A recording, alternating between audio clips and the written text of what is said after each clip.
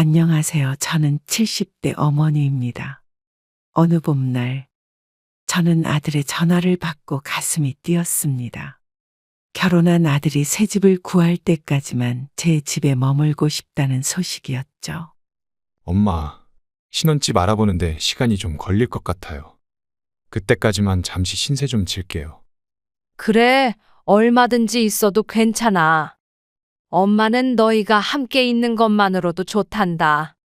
아들이 며느리와 함께 이사 오는 날, 저는 아침부터 집안을 깨끗이 청소하고 그들이 좋아하는 음식을 준비했어요. 현관문이 열리고 두 사람이 짐을 들고 들어오는 모습을 보니 묘한 감정이 밀려왔습니다. 어머님, 이렇게 맛있는 음식까지 준비해 주시고 감사합니다. 제가 설거지 할게요. 아니야. 오늘은 쉬어. 이사하느라 얼마나 힘들었겠니? 아니에요. 저희가 신세 지는데 가만히 있을 수 없죠. 어머님도 쉬세요. 처음부터 며느리는 살갑게 행동했어요. 집안일을 도와주겠다고 먼저 나서고 저녁 식사 준비도 함께 했죠. 그런 모습을 보니 마음이 놓였습니다. 어머니, 제가 살림하는 걸 많이 배워야 해요. 어머님처럼 요리도 잘하고 싶어요. 그래, 천천히 배우면 돼. 서두를 필요 없어. 아들도 결혼 전과 달리 어른스러워 보였어요. 아내를 바라보는 눈빛이 따뜻했고 저에게도 더 신경 쓰는 모습이었죠. 엄마, 우리 때문에 불편한 거 있으면 언제든 말해요. 최대한 빨리 집 구해서 나갈게요. 그래, 하지만 너무 서두르지 마. 좋은 집 찾을 때까지 여기 있어도 괜찮아. 저녁 식사 후 세 사람이 거실에 모여 앉아 차를 마시며 이야기를 나눴어요. 아들과 며느리가 어떤 집을 원하는지, 어느 동네가 좋을지 같은 얘기들이었죠.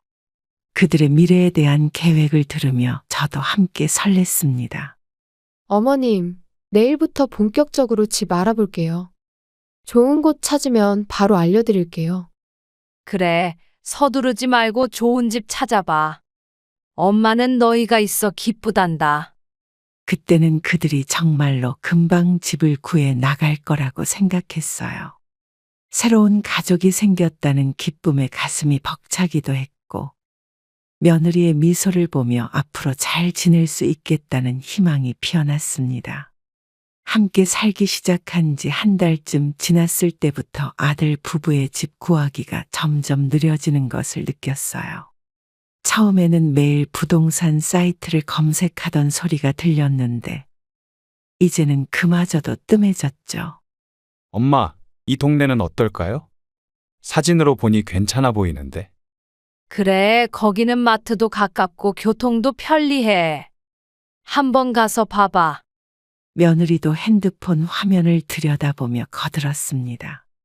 저도 이 위치 마음에 들어요. 회사와도 그리 멀지 않고요. 아들 부부가 실제로 부동산을 방문한다는 주말이 왔어요. 아침부터 준비하는 모습이 진지해 보였기에 기대를 했답니다. 오늘은 세 군데 정도 볼 예정이에요. 좋은 집 있으면 바로 계약금 넣을 수도 있으니까 기대해 보세요. 그래, 잘 다녀와. 좋은 소식 기대할게. 몇 시간 후 현관문이 열리고 두 사람이 피곤한 표정으로 들어왔어요. 저는 부엌에서 나와 물었죠. 어떻게 됐니? 괜찮은 집 봤어? 아들은 한숨을 쉬며 고개를 저었습니다. 생각보다 괜찮은 집이 없네요. 사진만 보고 갔는데 실물은 전혀 달랐어요. 그래? 어떤 점이 마음에 안 들었는데? 첫 번째 집은 너무 오래된 건물이었고, 두 번째는 햇빛이 전혀 들어오지 않았어요. 며느리도 입을 열었어요. 세 번째 집은 내부는 괜찮았는데 주변 환경이 너무 어두워서 밤에 다니기 위험해 보였어요. 그리고 집값도 생각보다 많이 비싸더라고요. 저는 겉으로는 이해한다는 표정을 지었지만 속으로는 의구심이 들기 시작했습니다. 이런 일이 두 번, 세 번 반복되었어요. 이번 주말에도 집 보러 갈 거니? 다음 주에 새 매물이 나온다고 하더라고요. 그때 가보려고요. 저는 고개를 끄덕였지만 마음 한구석이 불안했죠. 너무 까다롭게 고르면 좋은 기회를 놓칠 수도 있어. 알아요, 엄마. 그런데 평생 살 집인데 신중하게 봐야죠. 또 다른 주말, 아들은 부동산에서 돌아와 또 실망스러운 표정을 지었어요. 계약금이 생각보다 많이 필요해요. 조금 더 모아야 할 것 같아요. 전세 대출은 알아봤니? 요즘 대출 조건이 너무 까다로워졌어요. 심사가 쉽지 않대요.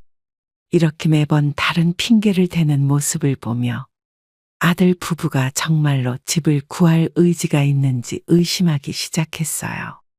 처음에 기대감은 서서히 사라졌고 이들이 제 집에 눌러앉을 계획을 세우고 있다는 불안감이 커져갔습니다. 어느 날 아침, 저는 일찍 일어나 집안일을 하다가 며느리의 이중적인 모습을 발견하게 되었어요. 아들이 출근한 후 며느리는 침대에서 나오지 않았고 제가 청소기를 돌려도 꼼짝도 하지 않았죠. 민지야, 일어났니? 아침 먹어야지.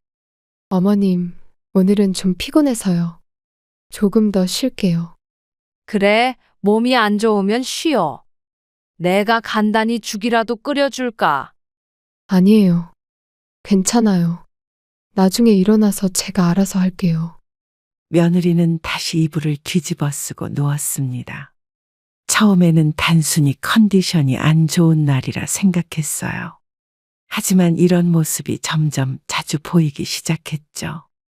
오후 내내 청소도 설거지도 손대지 않던 며느리가 아들의 퇴근 시간이 가까워지자 갑자기 부산하게 움직이기 시작했어요.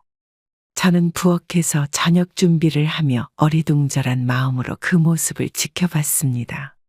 어머님, 제가 마무리할게요. 많이 피곤하셨죠? 아니, 괜찮아. 네가 아침부터 쉬었으니 피곤할 일이 없지. 저의 날카로운 대답에 며느리는 잠시 당황한 듯 했으나 곧 청소기를 돌리고 식탁을 닦기 시작했어요. 현관문 소리가 나자 더욱 부지런히 움직였죠. 여보, 오늘 힘들었죠? 저녁 준비 다 됐어요. 오늘 회의가 길어서 지쳤네. 뭐 도와줄까? 아니에요. 다 됐어요. 어머님이랑 제가 준비했으니 손 씻고 오세요. 저는 잠자코 그 모습을 지켜보며 이중적인 태도가 의도적임을 확신했습니다. 다음 날도 비슷한 패턴이 반복됐어요. 아들이 출근하자마자 며느리는 거실 소파에 누워 휴대폰만 들여다봤죠. 민지야, 오늘도 안 좋니? 네. 어제 좀 무리했나 봐요. 머리가 아파서요. 그래? 어제 네가 무슨 일을 그렇게 했는데? 제 질문에 며느리는 대답 대신 미소만 지었어요. 점심시간이 되어도 움직임이 없길래 제가 직접 물었습니다. 점심은 어떻게 할래? 내가 준비할까? 괜찮아요. 제가 간단히 먹을게요. 하지만 결국 제가 차린 밥상을 대충 먹더니 다시 소파로 돌아갔어요. 그러다 오후 5시쯤 아들의 퇴근 시간이 가까워지자 갑자기 기지개를 켜며 일어났습니다. 어머님, 제가 저녁 준비할게요. 오늘은 제가 특별히 요리해 볼게요. 그래? 아침부터 아프다더니 갑자기 좋아졌네? 며느리는 어색한 웃음을 지으며 부엌으로 향했어요. 이런 모습을 지켜보면서 가슴 한편이 무거워졌습니다. 며느리의 태도가 단순한 게으름이 아니라 의도적인 연기라는 사실이 점점 명확해졌기 때문이죠. 며느리의 이중적인 태도도 불편했지만 더 견디기 힘들었던 것은 아들 부부의 과도한 애정 표현이었어요. 어느 저녁, 제가 거실에서 TV를 보고 있는데 소파에 앉은 두 사람의 모습이 눈에 들어왔습니다. 여보, 오늘 머리 자른 거 알아챘어. 어때? 더 예뻐졌어. 항상 예쁘지만 오늘은 특별히 더 예쁜 것 같아. 아들이 며느리의 머리카락을 쓰다듬더니 갑자기 입을 맞추는 거예요. 저는 민망해서 시선을 TV로 돌렸죠. 우리 자기는 뭘 해도 예뻐. 나 정말 복 받았다. 여보, 진짜 오글거리게 왜 이래? 어머님도 계시는데. 대화는 그렇게 끝났지만 둘은 계속 손을 잡고 서로에게 기대며 앉아 있었습니다. 신혼부부라 그럴 수 있다고 생각했지만 이런 상황이 매일 반복되니 불편함이 커졌어요. 다음 날 아침 부엌에서 설거지를 하고 있는데 갑자기 웃음소리가 들렸습니다. 돌아보니 아들이 며느리를 안고 빙글빙글 돌리고 있었어요. 여보, 그만해. 어지러워. 어머님 보고 계셔. 보시면 어때? 우리가 얼마나 사랑하는지 보여주는 거지. 저는 숨을 깊게 들이마시고 더 이상 참지 못했어요. 준호야, 엄마가 여기 있는데 그런 행동은 좀 자제해 줄 수 없겠니? 아들이 놀란 표정으로 저를 바라봤습니다. 엄마, 저희 부부인데 뭐 어때요?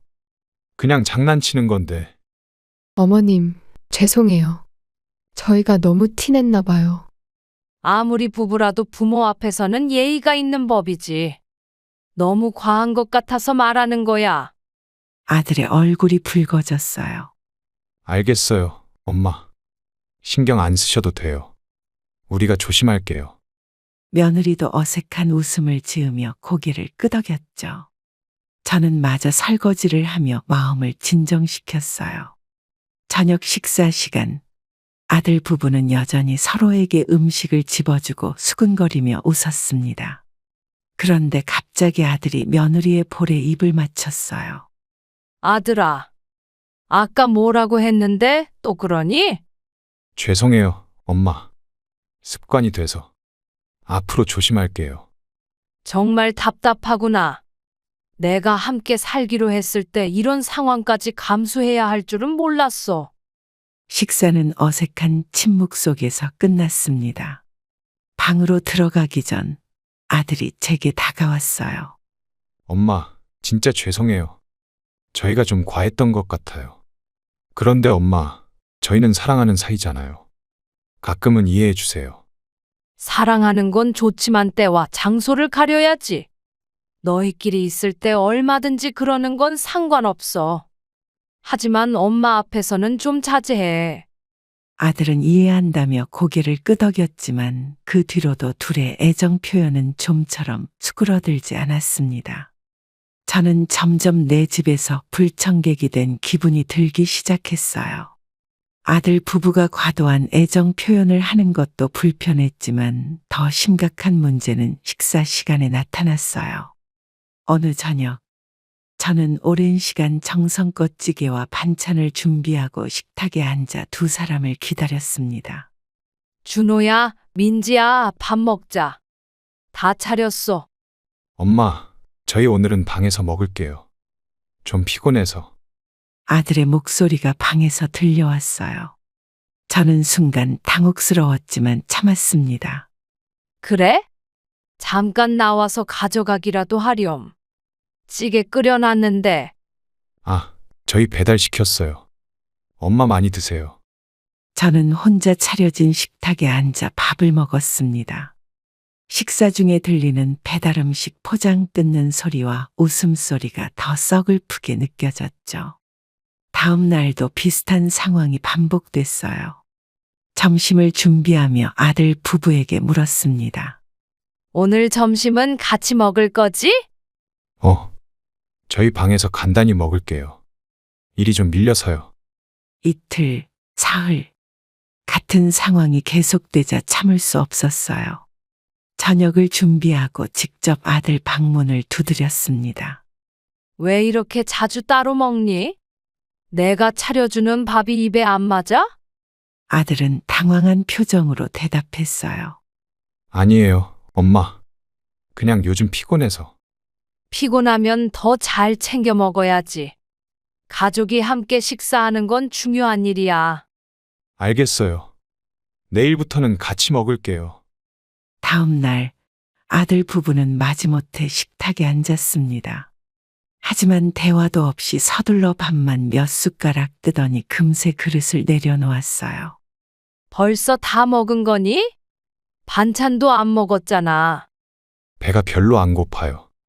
그리고 이따 회사 동료들이랑 약속이 있어서. 며느리도 고개를 끄덕이며 말했습니다. 저도 이만 일어날게요. 소화가 잘 안 돼서. 두 사람이 방으로 들어간 후 저는 거의 손도 대지 않은 반찬들을 보며 한숨을 쉬었어요. 얼마 후 아들의 방에서 또다시 배달 음식 주문하는 소리가 들리더군요. 일주일 후 저는 특별히 두 사람이 좋아하는 음식으로 식탁을 차렸습니다. 삼겹살도 구워놓고 아들이 좋아하는 된장찌개도 끓였죠. 준호야, 민지야.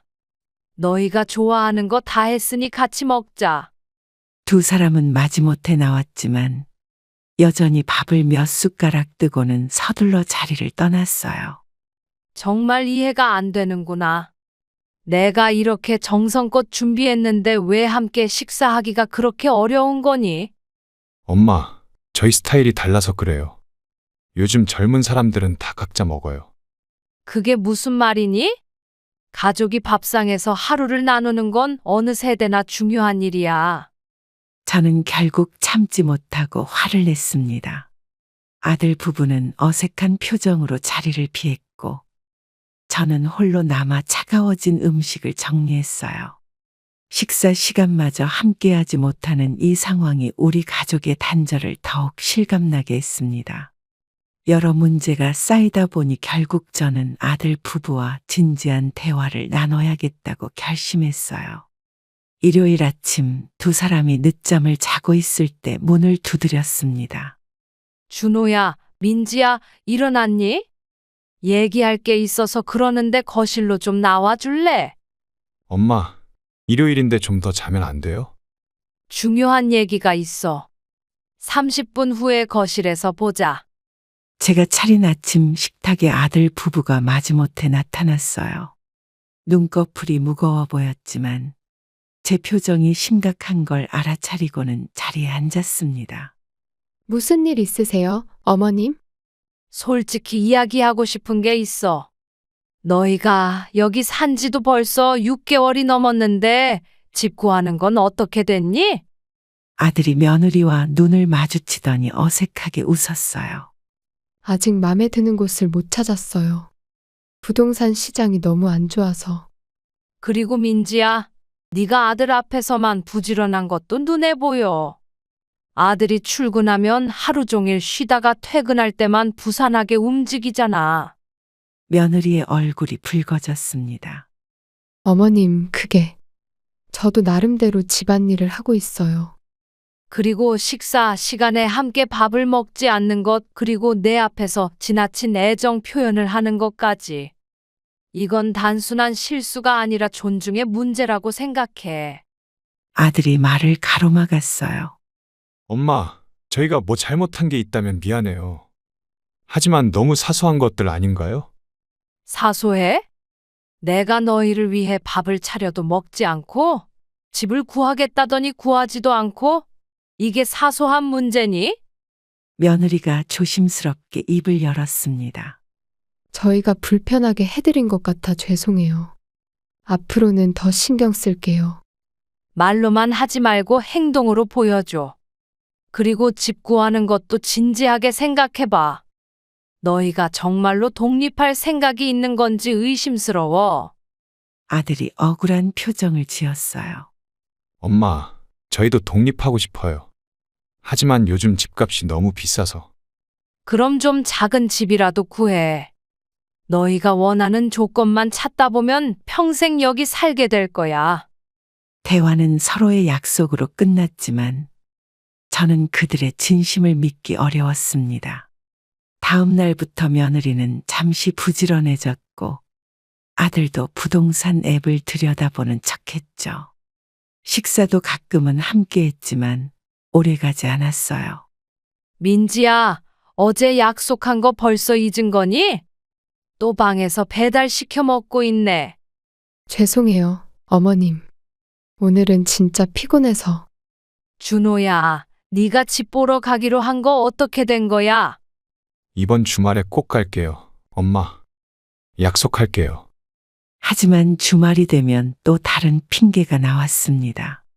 저는 이런 반복되는 패턴을 보며 점점 지쳐갔어요. 대화로 해결하려 했지만 실질적인 변화는 없었기 때문이죠. 아들과의 대화로도 상황이 나아지지 않던 어느 날, 며느리가 갑자기 큰 소식을 가지고 왔어요. 저는 TV를 보고 있었는데 두 사람이 들뜬 표정으로 제 앞에 앉았습니다. 어머님, 좋은 소식이 있어요. 무슨 일이니? 드디어 집 구했어? 아들이 웃으며 고개를 저었어요. 아니요, 그것보다 더 중요한 일이에요. 민지가 임신했어요. 순간 모든 불만이 사라지는 기분이었습니다. 손자라니. 제 얼굴에 미소가 번졌어요. 정말 축하한다. 언제 알게 된 거니? 며느리가 행복한 얼굴로 대답했습니다. 오늘 병원에서 확인받았어요. 6주 정도 됐대요. 저는 오랜만에 진심으로 기뻤어요. 모든 갈등을 잊고 며느리의 손을 잡았죠. 민지야, 정말 기쁜 소식이구나. 건강 잘 챙기렴. 이제부터 뭘 먹어야 할지 내가 도와줄게. 감사해요, 어머님. 걱정했는데 좋아해 주셔서 다행이에요. 아들도 얼굴에 웃음을 가득 담고 있었어요. 엄마, 저 아빠 되는 거예요. 실감이 안 나요. 준호야, 정말 축하해. 네가 아빠가 된다니. 이제 더 책임감 있게 살아야겠구나. 며칠 동안 집안 분위기는 완전히 달라졌습니다. 아침에 일어나면 며느리를 위해 영양식을 준비했고, 며느리도 더 자주 거실에 나와 저와 대화를 나눴어요. 어머님, 입덧이 심하진 않아요. 그래도 어머님이 해주신 미역국은 잘 먹긴 해요. 그래? 다행이구나. 임신 초기엔 건강이 제일 중요해. 무리하지 말고. 아들도 이전보다 집을 일찍 들어왔어요. 엄마, 오늘은 일찍 퇴근했어요. 민지 병원 데려가려고요. 그래, 잘했어. 병원에서 뭐라고 하는지 잘 듣고 와. 손자를 기대하며 저는 과거의 모든 불만을 내려놓았습니다. 아들 부부의 방에 들어가 함께 아기 용품을 찾아보기도 했고, 온라인으로 베네쩌고리를 주문하기도 했죠. 어머님, 저희 아직 독립 못했는데 아기가 태어나면 더 복잡해질 것 같아요. 괜찮아, 민지야. 아기가 태어나면 내가 많이 도울게. 새 집 구하는 건 천천히 생각해도 돼. 아들이 안도한 표정으로 말했어요. 엄마, 정말 감사해요. 저희도 빨리 독립하고 싶었는데. 아기 소식에 모든 계획이 바뀌었네요. 이제 아기가 우선이야. 걱정 말고 민지 건강부터 챙기렴. 물론 집이 좁아지고 더 복잡해질 거라는 걱정도 있었지만, 손자를 만난다는 기쁨이 더 컸습니다. 모든 갈등이 해소된 것 같았어요. 그때만큼은 정말로 그랬습니다. 손자 민우가 태어난 지 6개월이 지났을 무렵, 저는 손자를 돌보는 일이 점점 부담으로 다가오기 시작했어요. 아들 부부는 제가 손자를 돌봐줄 것이라고 당연하게 생각하는 듯 했습니다. 어머님, 저희 오늘 영화 보러 가도 될까요? 민우 좀 봐주세요. 오늘은 좀 피곤한데 다음에 가면 안 될까? 며느리는 실망한 표정을 지었어요. 어머니, 저희가 결혼 후에 한 번도 데이트를 제대로 못했어요. 딱 2시간만요. 알았어. 그럼 일찍 들어오렴. 영화 2시간이 4시간이 되고 종종 5시간까지 늘어났습니다. 아이가 보채도 손자를 달래며 기다렸죠. 그런 일이 점점 잦아졌어요. 어느 토요일 아침, 아들 부부가 또 외출 준비를 하는 모습을 보고 물었습니다. 오늘은 어디 가니? 친구들이랑 놀러 가요. 내일 저녁에 돌아올게요. 뭐라고? 하루 종일이라고? 며칠 전에도 외출했잖아. 아들이 태연하게 대답했어요. 엄마, 민우는 엄마랑 있는 거 좋아하잖아요. 할머니 손주 사이니까 당연한 거 아니에요? 당연하다고? 내가 손자를 사랑하는 건 맞지만 매번 이렇게 맡기면 나도 힘들어. 나도 내 시간이 필요해.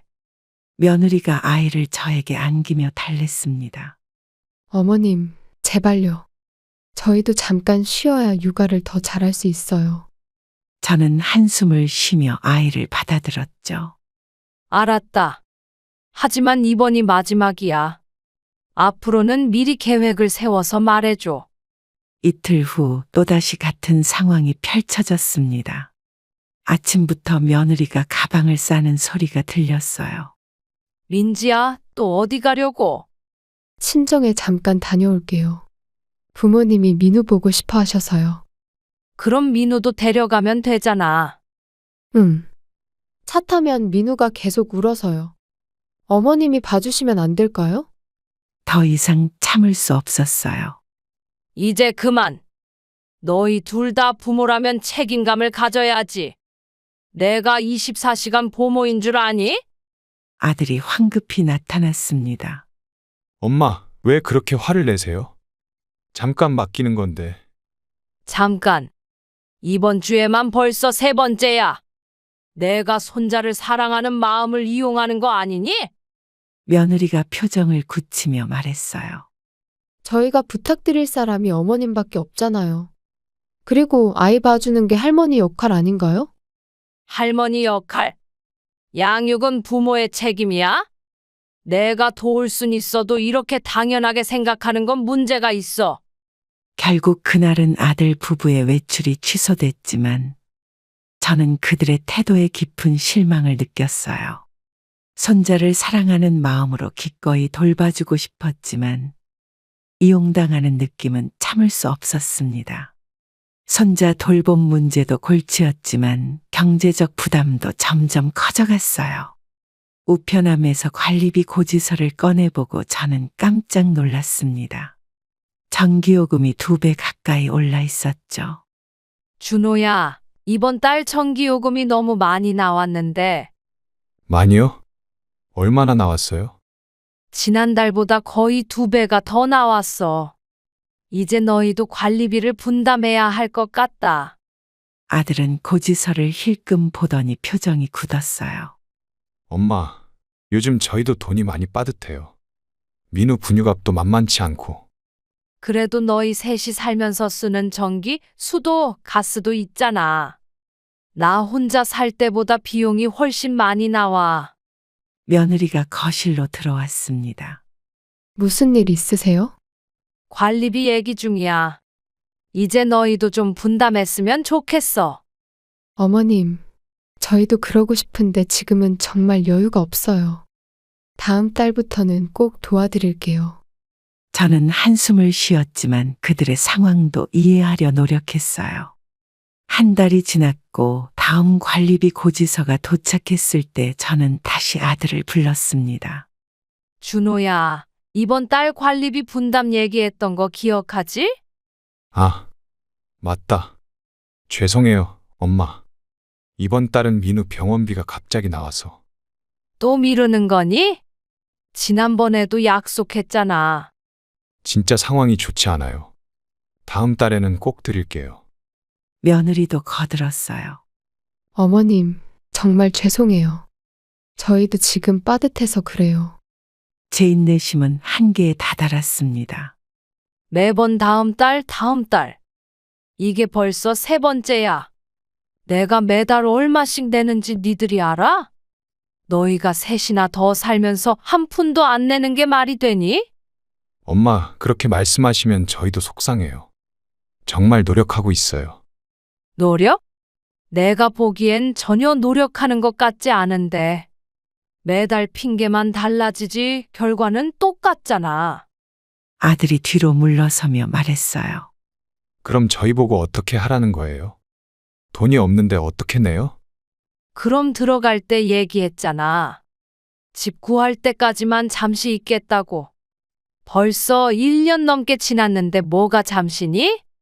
독립할 계획도 없으면서 관리비 내기는 왜 그렇게 어려운데? 며느리의 얼굴이 붉어졌어요. 저희도 빨리 독립하고 싶어요. 하지만 지금은 지금은 항상 그 말뿐이야. 다음 달까지 관리비를 분담하지 않으면 나도 다른 방법을 생각해 봐야겠어. 저는 방으로 들어가 문을 닫았습니다. 제 속은 끓어올랐어요. 가족을 돕는 것과 이용당하는 것 사이의 경계가 점점 흐려지는 것 같았습니다. 관리비 문제로 심하게 다툰 날, 저는 우연히 며느리의 SNS를 보게 되었어요. 동창회 모임 사진이 올라와 있었는데, 며느리가 들고 있는 명품 가방이 눈에 띄었습니다. 준호야, 이리 좀 와봐. 네, 엄마. 무슨 일이세요? 스마트폰 화면을 보여주며 물었어요. 이게 민지가 들고 있는 가방이 무슨 브랜드니? 아들이 잠시 화면을 들여다보더니 대답했습니다. 아, 그거요? 명품이에요. 왜요? 이게 얼마 하는 가방인지 알아? 글쎄요. 민지가 오래 전부터 갖고 싶어 했던 거라서 생일 선물로 같이 사줬어요. 저는 어이가 없어서 웃음이 나왔어요. 그래? 관리비는 못 내면서 수백만 원짜리 가방은 살 수 있구나. 엄마, 그건 다른 문제잖아요. 저희도 가끔은 우리를 위해 쓸 권리가 있죠. 권리? 내 집에 무상으로 살면서 그런 소리를 하니? 매달 나한테 내야 할 관리비는 미루고 명품 가방 살 돈은 있고? 그때 방에서 며느리가 나왔어요. 무슨 일이에요? 민지야, 그 가방이 얼마니? 며느리의 얼굴이 하얗게 변했습니다. 그게 솔직히 말해봐. 얼마짜리 가방이야? 350만 원이요. 하지만 오래 모아둔 제 용돈으로 산 거예요. 제 머릿속이 하얘졌어요. 뭐? 350만 원. 그 돈이면 1년치 관리비를 내고도 남을 텐데 그런 돈이 있으면 관리비부터 내는 게 순서 아니니? 아들이 끼어들었습니다. 엄마, 우리 사생활까지 간섭하지 마세요. 저희도 어른이니까 돈 쓰는 방법은 저희가 알아서 할게요. 사생활. 내 집에 살면서 돈 안 내는 것도 사생활이니? 나를 뭘로 보는 거야? 며느리가 눈물을 글썽이며 말했어요. 어머님, 정말 죄송해요.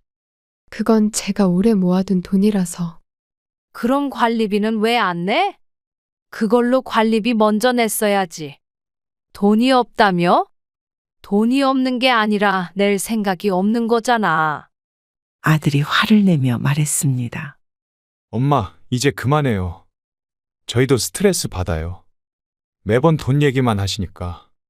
내가 원해서 하는 얘기니? 너희가 책임감 없이 행동하니까 이런 얘기가 나오는 거야. 이제 보니 너희는 진짜 여기서 공짜로 살려고 하는구나. 저는 방으로 들어가 문을 쾅 닫았어요. 분노와 배신감이 한꺼번에 몰려왔습니다.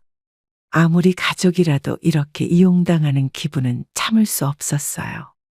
관리비는 못 내면서 명품 가방을 살 수 있다니 그들의 우선순위가 어디에 있는지 분명해졌습니다. 명품 가방 사건으로 집안 분위기가 험악해진 지 얼마 지나지 않아 또 다른 폭탄과 같은 소식이 날아왔어요. 아침 식사를 준비하던 중 며느리가 창백한 얼굴로 거실에 들어왔습니다. 어머님, 잠시 이야기 좀 할 수 있을까요? 무슨 일이니? 얼굴이 안 좋아 보이네. 사실은 제가 또 임신했어요. 저는 손에 들고 있던 국자를 내려놓았어요. 놀라움과 복잡한 감정이 한꺼번에 밀려왔습니다. 뭐라고? 민우가 아직 1년도 안 됐는데? 저도 놀랐어요. 계획이 없었는데. 이때 아들이 부엌으로 들어왔죠. 엄마, 민지가 말했어요? 저희도 예상 못했어요. 그래서 앞으로 어떻게 할 생각이니? 집은 이미 좁은데 아이는 하나 더 생기고. 아들이 어깨를 으쓱했어요. 어쩔 수 없죠. 일단은 민우랑 같은 방에 있으면 되지 않을까요? 저는 한숨을 내쉬었죠. 준호야, 이렇게 계속 내 집에서 살 생각이니? 지금 상황에서는 어쩔 수 없잖아요. 아이가 둘이면 집 구하기는 더 어려워질 텐데. 며느리가 조심스럽게 말을 이었어요. 어머님, 정말 죄송해요. 상황이 이렇게 됐지만 저희도 최선을 다할게요. 최선을 다한다고? 지금까지 보여준 모습으로는 그렇게 믿기 힘드네. 아들의 표정이 어두워졌습니다. 엄마, 그런 말씀 마세요. 저희도 나름대로 노력하고 있어요. 저는 마음을 가다듬으려 노력했어요. 알았어. 그런데 아이가 하나 더 생기면 이 집은 정말 비좁을 거야. 게다가 생활비도 더 들 텐데 너희는 관리비도 못 내잖아. 엄마, 제가 승진 준비 중이에요. 곧 월급이 오를 거예요. 그 말 벌써 몇 번째인지 알아? 아이가 둘이 되면 모든 부담이 2배로 늘어난다는 걸 알고는 있니? 며느리가 울먹이며 말했어요. 어머님, 저희가 정말 노력할게요. 아이를 포기할 수는 없잖아요. 그 말에 저도 마음이 약해졌습니다. 아무리 화가 나도 태어날 손자에게까지 화를 낼 수는 없었어요. 알았어. 하지만 이젠 정말 책임감을 가져. 아이가 둘이면 손이 더 많이 갈 텐데 내가 다 해줄 수는 없어. 며느리는 고개를 끄덕였죠. 네, 어머님. 이번에는 제가 더 열심히 할게요.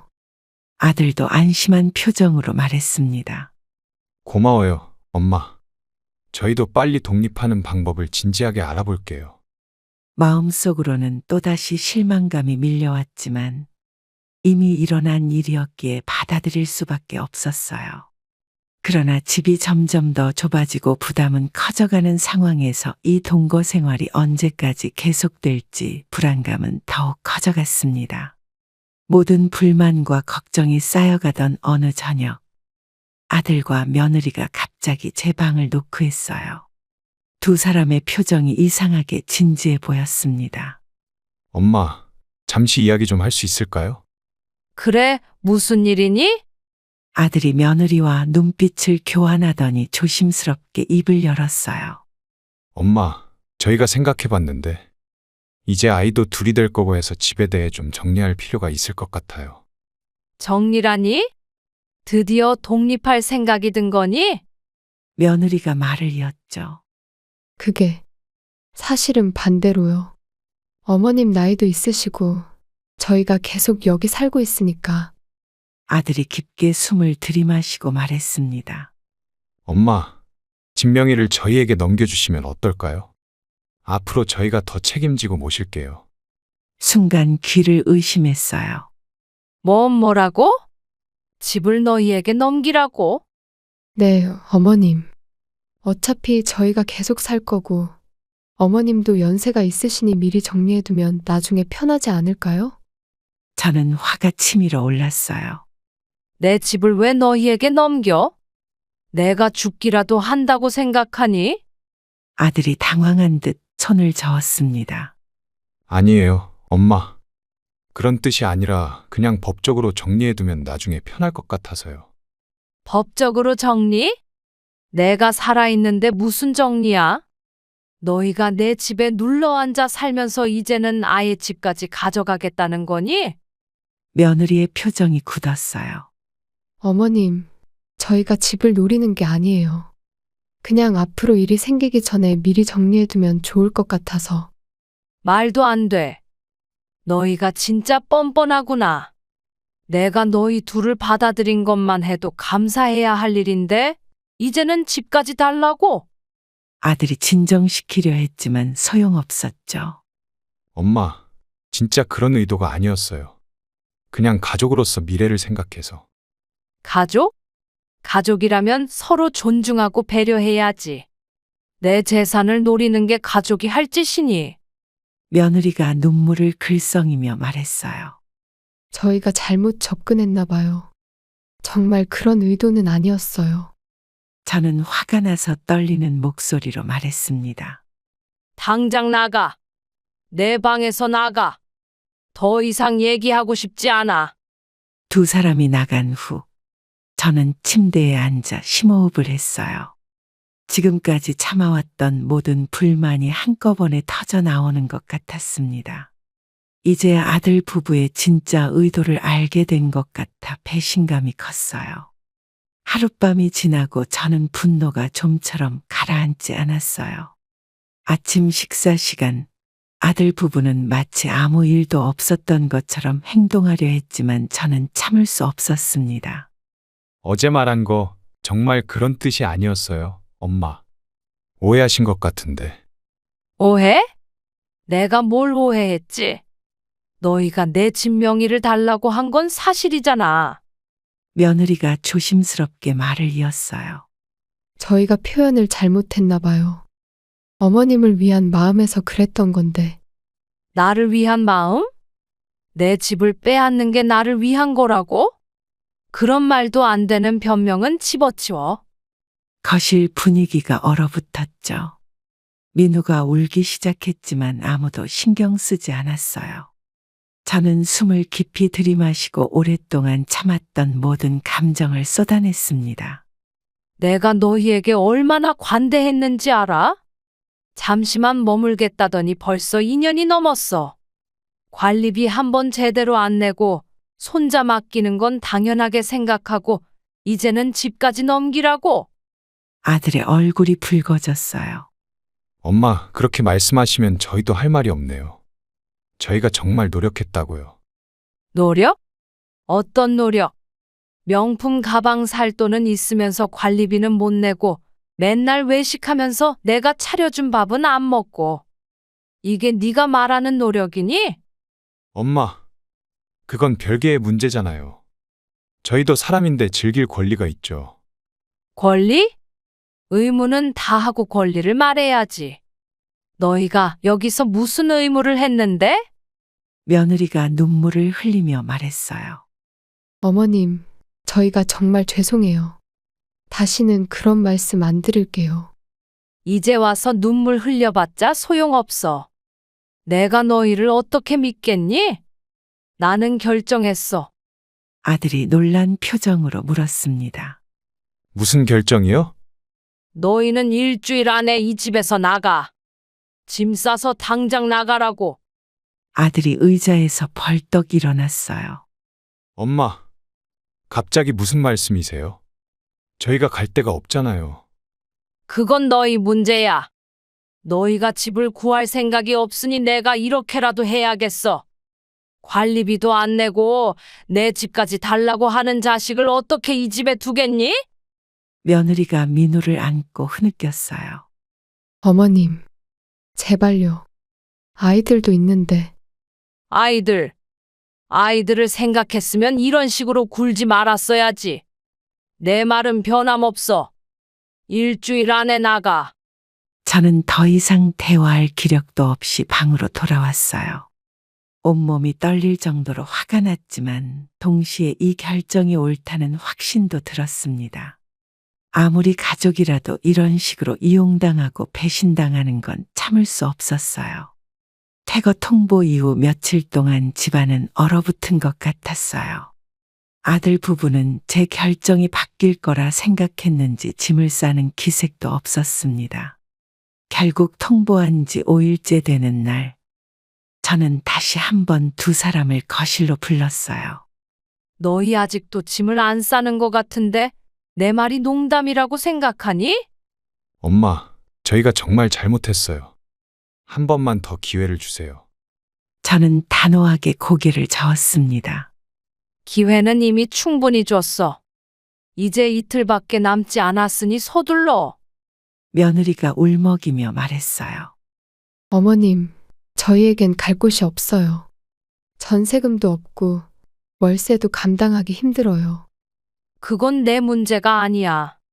그동안 돈을 모아뒀어야지. 관리비도 안 내면서 무슨 말이야? 아들이 갑자기 화를 냈어요.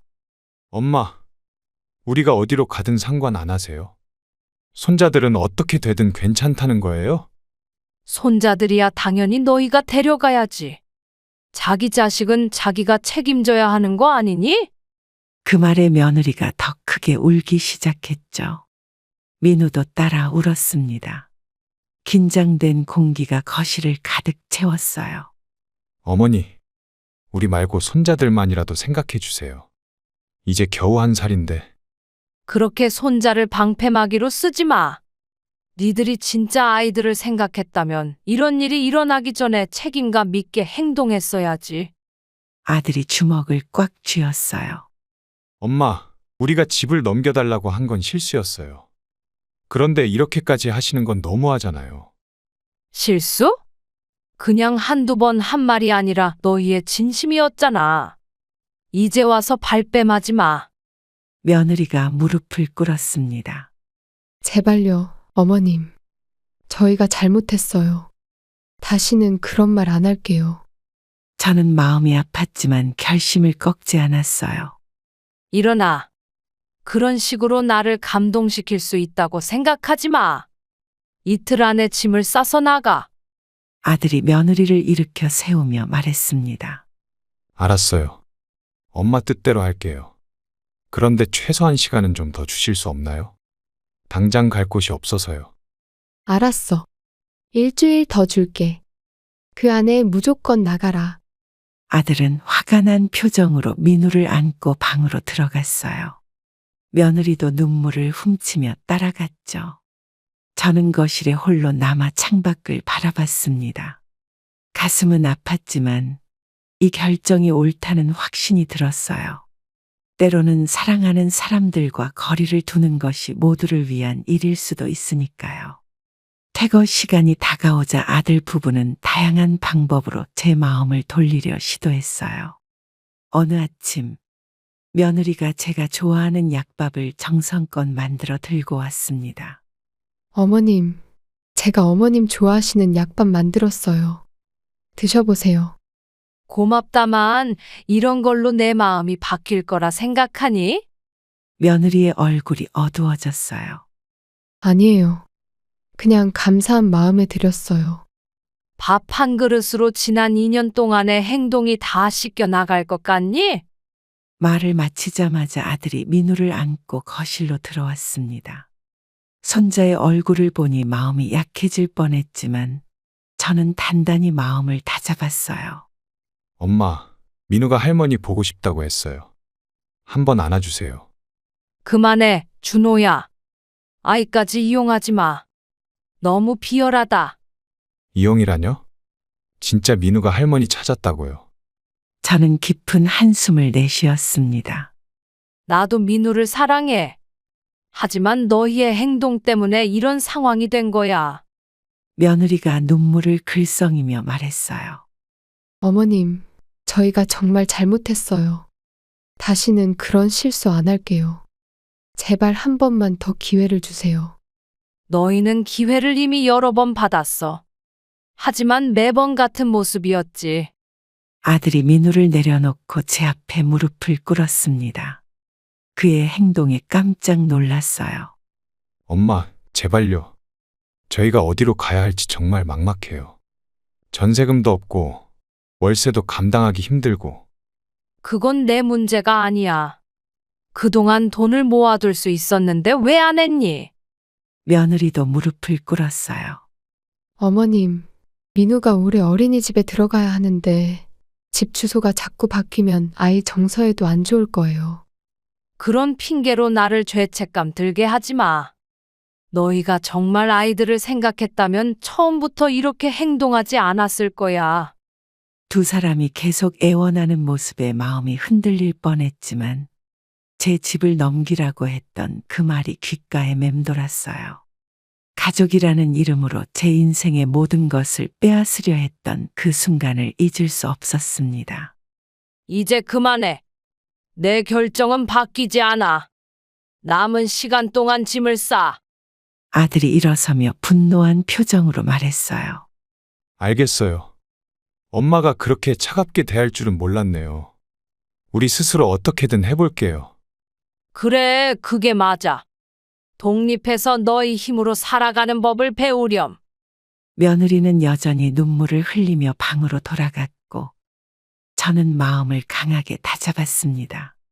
이 결정이 모두에게 옳은 일이라고 스스로를 설득하면서요. 제가 아들 부부에게 퇴거 명령을 내린 소식이 친척들에게 전해졌는지 퇴거 마감일을 사흘 앞두고 갑자기 방문객이 찾아왔어요. 초인종 소리에 문을 열어보니 제 동생이가 서 있었습니다. 언니, 무슨 일이 있다고 들었어. 이야기 좀 할 수 있을까? 무슨 이야기? 뭐 들었는데? 거실에 앉자 동생이 조심스럽게 말을 꺼냈어요. 준호가 쫓겨난다면서? 이유가 뭐야? 쫓겨난다는 표현은 맞지 않아. 내가 내 집에서 나가라고 한 거지. 조카가 끼어들었습니다. 이모, 애들도 있는데 그렇게 하시면 어떡해요? 가족인데. 가족이니까 더 책임감 있게 행동해야지. 내 진명해 달라고 할 정도면 이미 가족으로서 선을 넘은 거야. 동생이 놀란 표정을 지었어요. 뭐라고? 진명이를 달라고 했다고? 저는 그동안 있었던 일을 간략하게 설명했죠. 관리비 미납, 손자 돌봄 부담, 두 번째 아이 임신, 그리고 마지막으로 진명의 요구까지. 언니, 그래도 쫓아내는 건 너무한 거 아닐까? 아무리 그래도 자식인데. 자식이니까 더 단호하게 해야 해. 이대로 두면 내 인생은 없어. 조카가 나서서 중재하려 했어요.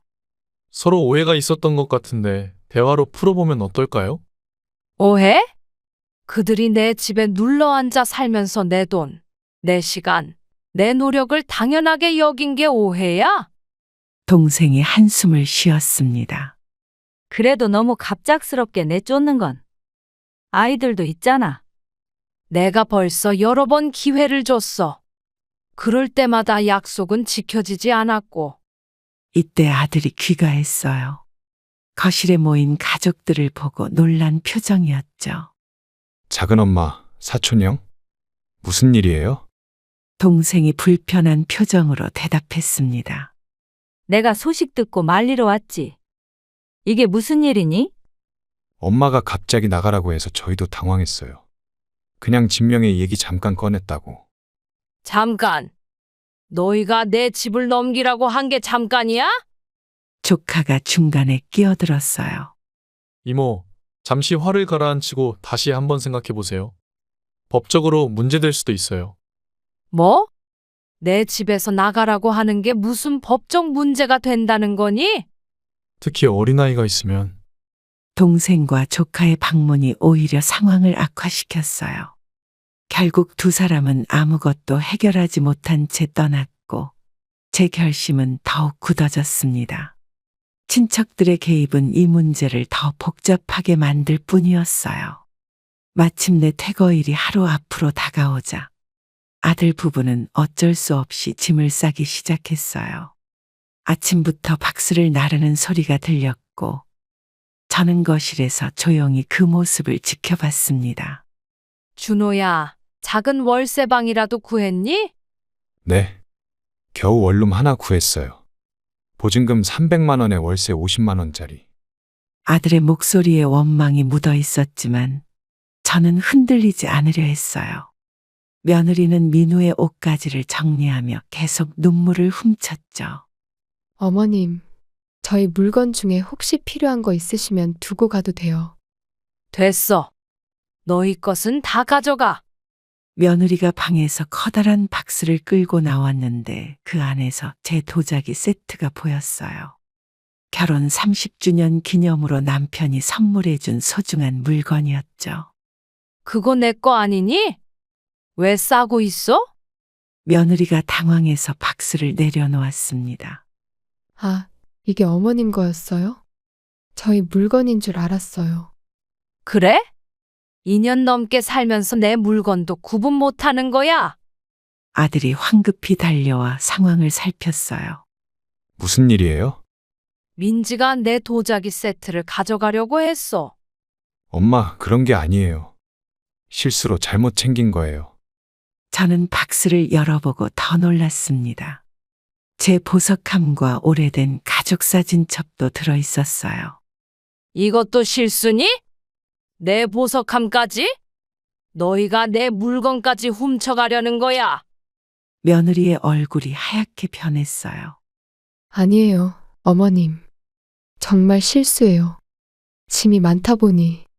거짓말 마. 내 물건이 어떻게 실수로 너희 짐 속에 들어가? 도대체 날 뭘로 보는 거야? 아들이 끼어들었어요. 엄마, 진짜 오해예요. 저희가 왜 어머님 물건을 가져가려고 해요? 물어보고 싶은데?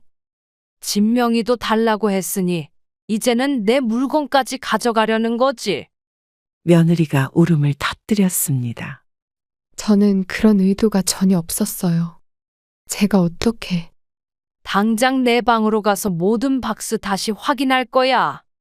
또 내 물건 넣은 거 있으면 가만두지 않을 거다. 아들의 표정이 굳어졌어요.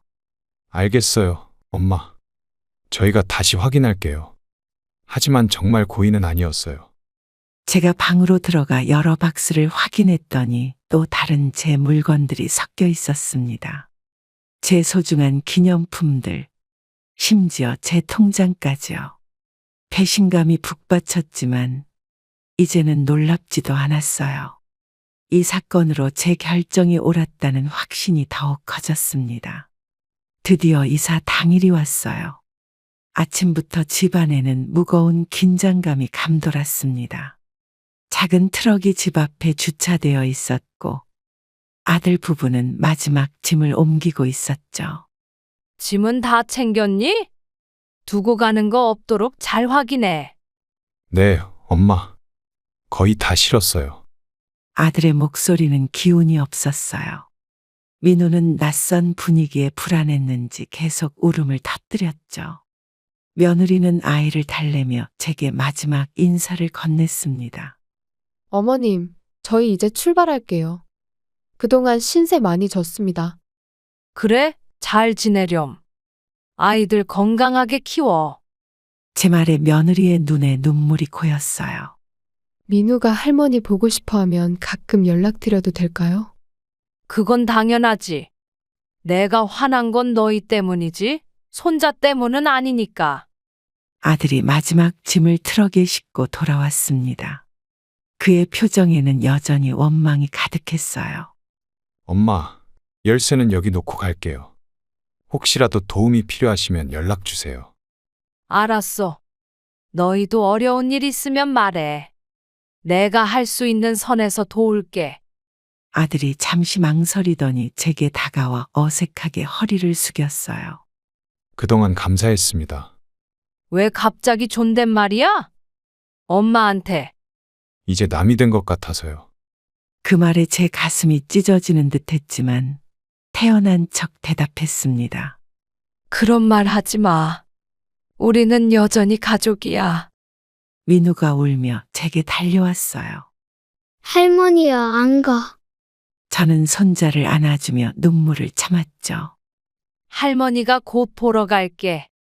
아빠, 엄마랑 잘 지내야 해. 아들이 민우를 데려가며 마지막으로 말했어요. 그럼 이만 가볼게요. 다시 한번 죄송합니다. 트럭이 떠나는 소리가 들리고 집안에 갑자기 정적이 찾아왔습니다. 마당에 홀로 서서 멀어지는 차를 바라보는데 마음 한구석이 무너져 내리는 것 같았어요. 오랜 시간 함께 살았던 가족들이 떠나는 모습은 생각보다 훨씬 더 고통스러웠습니다. 할머니야, 안녕. 민우의 작은 손이 차창 밖으로 흔들리는 모습이 보였어요. 저도 손을 들어 흔들었지만 곧 트럭은 모퉁이를 돌아 시야에서 사라졌습니다. 집으로 돌아오는 발걸음이 무거웠지만 이제야 제 집이 온전히 제 것이 되었다는 생각에 묘한 해방감도 느껴졌어요. 아들 부부가 떠나고 처음 맞이하는 저녁, 저는 텅 빈 집을 바라보며 복잡한 감정에 휩싸였어요. 오랫동안 꿈꿔왔던 평화와 자유가 찾아왔지만 동시에 예상치 못한 적막함도 함께했습니다. 이제 진짜 혼자구나. 거실 소파에 앉아 리모컨을 들었지만 TV를 켜지 않았어요. 민우의 장난감이 놓여있던 자리가 텅 비어 있었고 늘 들리던 아이의 웃음소리도 없었죠. 그때 전화벨이 울렸습니다. 여보세요? 언니, 나야. 애들 잘 나갔어? 괜찮아? 동생의 목소리에 갑자기 눈물이 났어요. 응, 아침에 다 나갔어. 짐도 다 챙겨갔고. 혼자 있으니까 어때? 많이 허전하지? 괜찮아. 내가 원한 거니까. 동생이 걱정스러운 목소리로 말했어요. 내가 오늘 저녁 같이 먹을까? 갑자기 혼자 되니 적응하기 힘들 것 같아서. 아니야, 그냥 쉬고 싶어. 오랜만에 혼자만의 시간을 즐기려고. 전화를 끊고 집 안을 돌아봤습니다. 처음으로 제 집이 온전히 제 것이 되었지만 생각보다 기쁘지 않았어요. 아들 부부가 쓰던 방을 열어보니 완전히 비어 있었고 민우의 방에는 몇몇 작은 장난감만 남아 있었죠. 어쩌면 너무 급하게 결정한 걸까? 의심이 들기 시작했지만 곧 제 결정이 옳았다고 스스로를 다독였어요. 부엌으로 가서 혼자 먹을 저녁을 준비하려는데 갑자기 초인종이 울렸습니다. 누구세요? 저예요, 엄마. 민우가 꼭 필요한 인형을 두고 왔어요. 문을 열자 아들이 어색하게 서 있었어요. 서로 눈을 마주치기 어려웠죠. 들어와. 어느 인형인데? 파란색 공룡 인형이요. 민우가 그거 없이는 잠을 못 자서. 아, 그 인형? 내가 아까 방에서 봤어. 잠깐만 기다려. 인형을 찾아 돌아오는 길에 갑자기 눈물이 핑 돌았어요. 아들에게 건네며 최대한 담담하게 말했습니다. 민우 잘 있니? 네. 많이 울긴 하는데 곧 적응할 거예요. 짧은 침묵이 흘렀어요. 우리 사이에 이렇게 어색한 순간이 올 줄은 몰랐습니다. 그럼 저 이만 가볼게요. 그래, 조심히 가. 민우한테 할머니가 보고 싶다고 전해줘. 아들이 떠나고 다시 혼자 남겨졌을 때 비로소 제 결정의 무게가 온전히 느껴졌습니다. 이것이 정말 제가 원했던 평화였을까요? 아들 부부가 이사간 지 2주가 지난 어느 날 갑자기 전화가 걸려왔어요. 아들의 목소리가 평소와 달리 긴박하게 들렸습니다. 엄마, 잠깐 통화 괜찮으세요? 그래, 무슨 일이야? 목소리가 안 좋아 보이네. 아들이 한참을 머뭇거리더니 말을 꺼냈어요. 저희가 좀 어려운 상황이에요. 월세를 내야 하는데 돈이 부족해서요. 뭐라고? 벌써 돈이 떨어졌다고? 아시잖아요. 보증금의 이사 비용, 아이 용품까지. 예상보다 훨씬 더 많이 들어갔어요. 저는 한숨을 깊게 쉬었죠. 예상했던 일이지만 이렇게 빨리 연락이 올 줄은 몰랐습니다. 그래서 내게 뭘 바라는 거니? 죄송해요, 엄마. 하지만 이번만 50만 원만 빌려주실 수 있을까요?